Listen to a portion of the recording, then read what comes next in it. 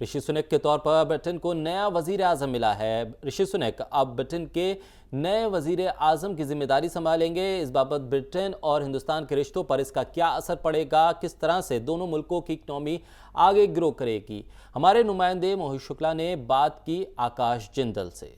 ऋषि सुनक के ब्रिटेन के प्रधानमंत्री चुने जाने के बाद अब भारत और ब्रिटेन के आर्थिक रिश्ते कैसे होंगे और भारत कितना प्रभावी हो पाएगा या ब्रिटेन की अर्थव्यवस्था कैसी होगी, इस मुद्दे पर बातचीत करने के लिए हमारे साथ आकाश जिंदल साहब मौजूद हैं। सर, बहुत बहुत स्वागत है आपका। आप देश के जाने माने आर्थिक सलाहकार हैं।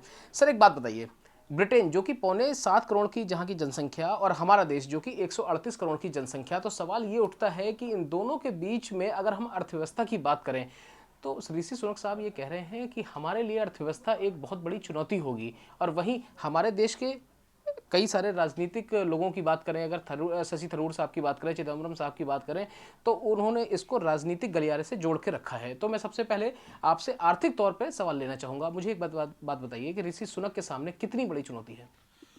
ऋषि सुनक के सामने बहुत बड़ी चुनौती है, क्योंकि आज ब्रिटेन एक बहुत बड़े इकोनॉमिक क्राइसिस के थ्रू गुजर रहा है। देखिए, हम सब जानते हैं दुनिया भर ने पहले कोरोना 2 साल से ऊपर कोरोना सहा है। अब कोरोना से ग्लोबल इकोनॉमी की रिकवरी शुरू हुई ही थी, या ये कहें कि ऑलमोस्ट शुरू होने वाली थी, कि रशिया यूक्रेन वॉर आ गई। और रशिया यूक्रेन वॉर ने पूरी दुनिया की इकोनॉमी को बहुत बुरी तरह नुकसान किया है।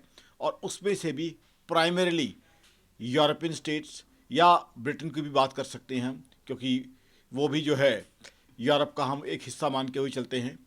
तो वहाँ पे क्या है कि क्योंकि रशिया से एनर्जी सप्लाई बहुत इंपॉर्टेंट थी, तो इसलिए आज ब्रिटेन या यूके की इकोनॉमी बहुत बड़े क्वेश्चन मार्क्स को फेस कर रही है। ऐसे में ऋषि सुनक साहब से बहुत उम्मीदें हैं ब्रिटेन के लोगों को, उनकी इकोनॉमी को, कि वो उनकी इकोनॉमी को रिवाइव करेंगे। रादर मेरा तो ये मानना है, मेरी ऑर्गेनाइजेशन आकाशचंद्र.in का मानना है, सबसे बड़ा एजेंडा उनके लिए इकोनॉमी को रिवाइव करना ही होगा।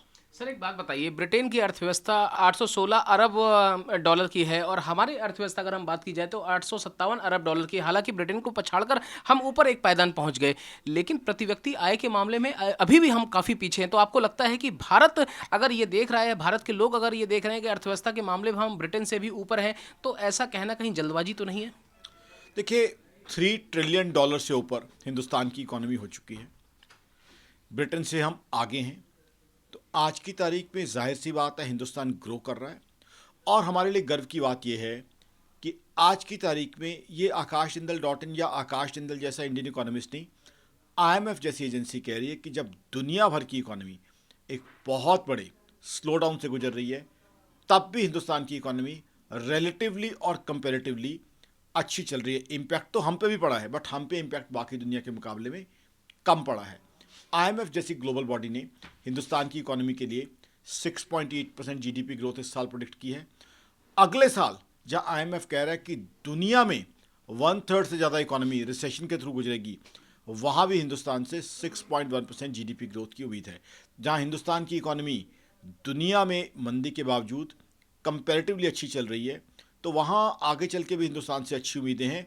और हिंदुस्तान की और ब्रिटेन के साथ काफ़ी ऐसे एरियाज़ हैं जहां हमारे क्लोज टाई-अप्स हो सकती हैं, आपस में हम एक साथ काम कर सकते हैं। बायलैटरल ट्रीटीज़ की भी बहुत संभावना बनती है हिंदुस्तान और यूके की इकोनॉमी के बीच में। सर, यही सवाल मैं आपसे लेना भी चाह रहा था कि जब ऋषि सुनक जो कि भारतीय मूल के हैं, वहाँ के प्रधानमंत्री बन चुके हैं, तो लाजिम सी बात है कि पूछा जाएगा कि भाई भारत और ब्रिटेन के जो आर्थिक तौर पर रिश्ते हैं वो कितने मजबूत होंगे। और बतौर एक आर्थिक सलाहकार के तौर पर आप भारत की अर्थव्यवस्था को कैसे देख रहे हैं? और साथ ही एक चीज़ और है कि प्रति व्यक्ति आय के मामले में हम उनसे 20 गुना पीछे हैं, तो हमारे लिए कितनी बड़ी चुनौतियाँ हैं? देखिए, आपने बहुत बढ़िया सवाल पूछे हैं। बिल्कुल, हम सबके लिए खुशी की बात है। It's a matter moment of being proud for all of us कि ऋषि सुनक साहब जो हिंदुस्तानी मूल के हैं, इंडियन ओरिजिन के, वहाँ के प्राइम मिनिस्टर बने हैं। जहाँ तक पर कैपिटा इनकम की बात है, देखिए उनकी पॉपुलेशन कम है, हमारी पॉपुलेशन बहुत ज़्यादा है, तो कहीं ना कहीं पर कैपिटा इनकम में हम पीछे पिछड़ रहे हैं। बट आज हिंदुस्तान ग्रो कर रहा है, तरक्की कर रहा है। IMF जैसी ऑर्गेनाइजेशन ये कह रही है कि हिंदुस्तान की इकोनॉमी थर्ड बिगेस्ट इकोनॉमी, अभी तो फिफ्थ बिगेस्ट है, थर्ड बिगेस्ट इकोनॉमी बनने की क्षमता रखती है। तो कहीं ना कहीं दुनिया रियलाइज़ कर रही है कि हिंदुस्तान ग्रो कर रहा है। आज देखिए आईटी में हमारे एक्सपोर्ट्स का डंका दुनिया भर में बजा हुआ है। मोबाइल फ़ोन एक्सपोर्ट्स में हमने एक रिकॉर्ड बनाया है। तो दुनिया हिंदुस्तान की इकॉनमी को मान रही है। अब जैसे जैसे इकॉनमी ग्रो कर रही है, प्रति व्यक्ति आय भी हमारी बढ़ेगी। यूके में पॉपुलेशन कम है, लेकिन वहाँ पे उस वजह से प्रति व्यक्ति आय हमसे ज़्यादा है। बट हिंदुस्तान और यूके के अंदर बहुत सी सिनर्जीज़ हैं, बहुत सी ऐसी चीज़ें हैं जहाँ हम एक साथ काम कर सकते हैं, एक साथ मिल के काम कर सकते हैं, एक साथ जुड़ के काम कर सकते हैं।